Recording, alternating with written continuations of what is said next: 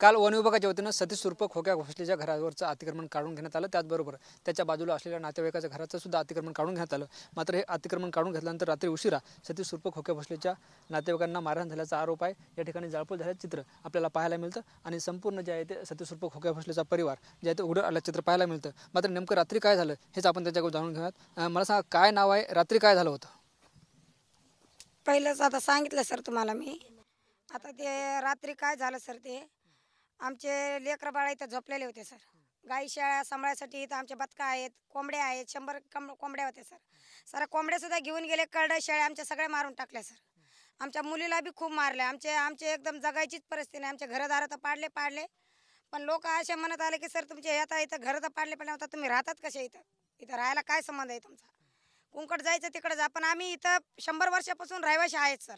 आम्ही कुठं जाणार? आम्हाला घरं नाही, दार नाही, आता आम्ही घर सोडून कुठं जाणार आहे? 20-25 जण होते फक्त। आम्ही नवनाथ ढाकणे, भरत खरमाडे, त्यानं ते वनवे दशरथ वनवे, त्यांना आम्ही ओळखतोय सर।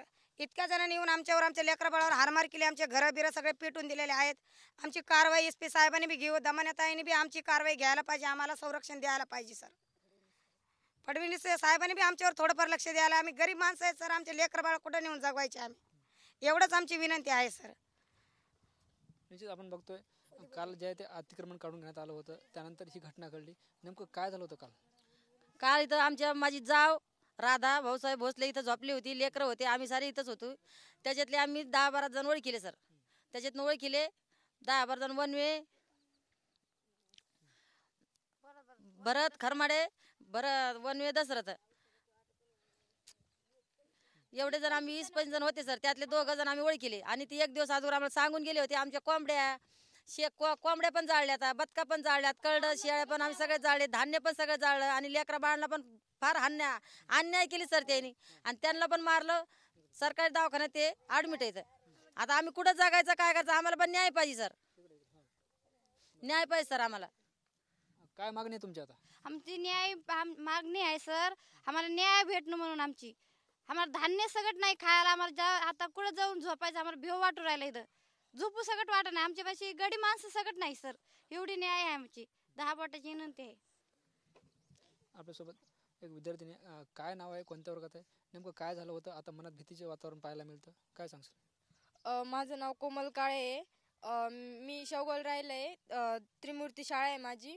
आणि रात्री 12 वाजता आम्हाला बातमी आली होती।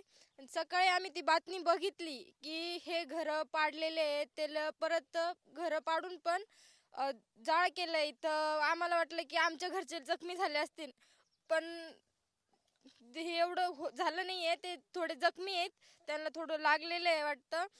करडं वगैरे, कोंबड्या वगैरे जाळलेत त्यांनी। आणि सतीश सोबत काय नातं आहे?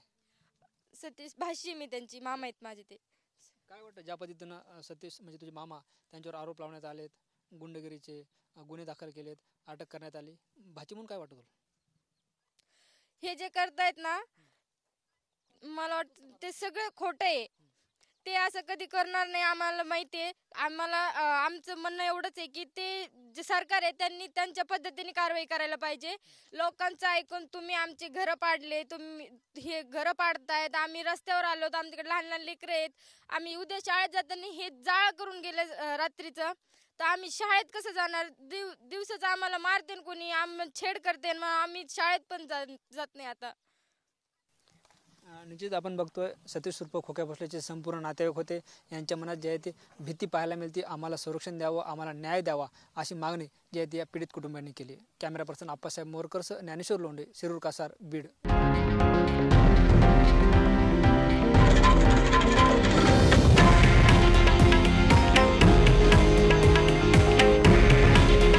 हे आहे देशातील नंबर 1 न्यूज नेटवर्क आणि आपण पाहत आहात TV9 मराठी। काळजी तुमची, हित महाराष्ट्राचं।